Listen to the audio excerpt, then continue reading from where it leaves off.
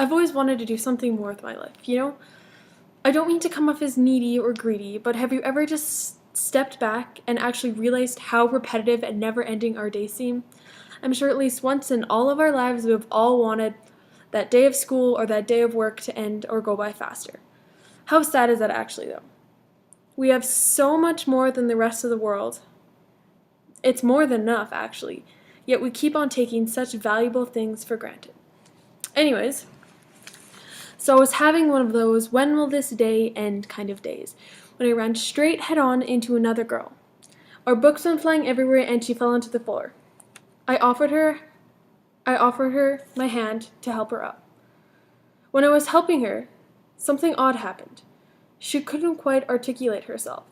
Soon after, she started getting her words back, but with a very strong Scottish or Irish accent. When I started talking to her after, I found out that she's actually on an exchange from Scotland for the year.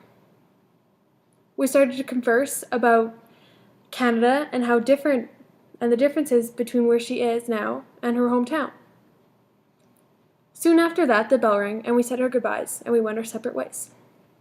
I went home that night and told my parents about the incident with the foreign exchange student that day.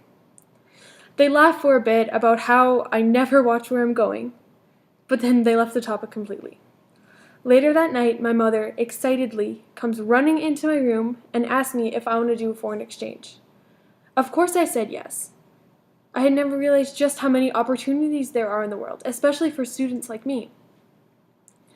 Less than 3 weeks later, we had me signed up for the program, with the flights booked and everything. I leave at the beginning of July to my new home for a year in Denmark. Right now, I'm still processing everything because it went by so fast. But I believe some of the best decisions in life are made in a heartbeat.